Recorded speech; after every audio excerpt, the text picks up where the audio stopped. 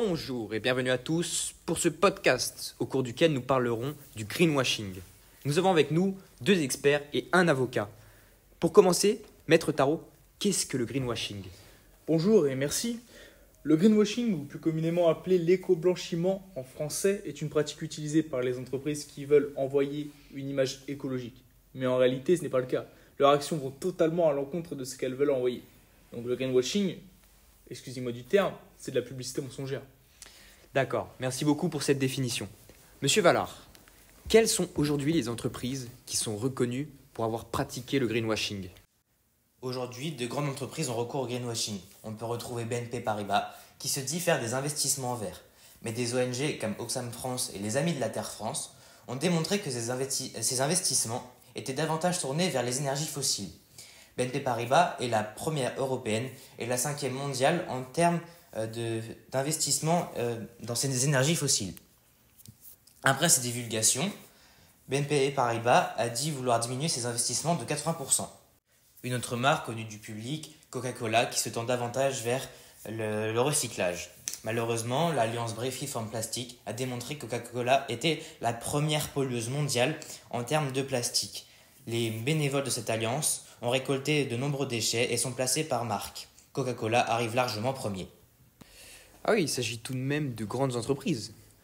Monsieur Dion, qu'en est-il des entreprises qui sont réellement engagées dans la cause environnementale ?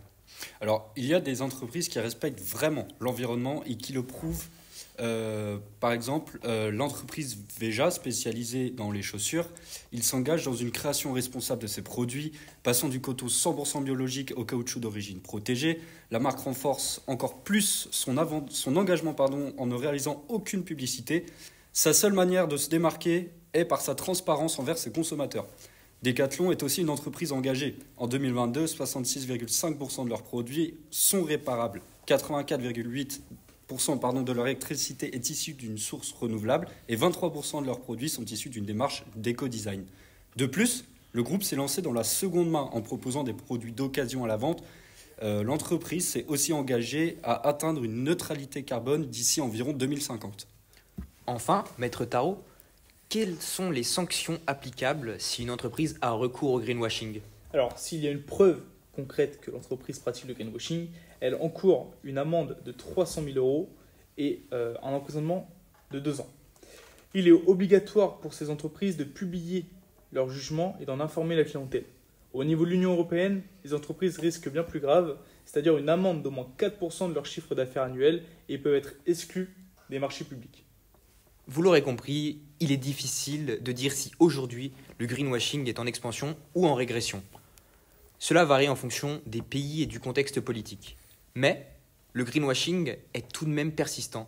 La vigilance des consommateurs combinée à la puissance des réseaux sociaux sont peut-être la clé pour dissuader les entreprises qui seraient tentées de verdir leur image de façon intempestive. C'est la fin de notre podcast. Merci beaucoup de nous avoir écoutés et merci à vous pour vos interventions. Merci, au revoir. Au revoir. Au revoir.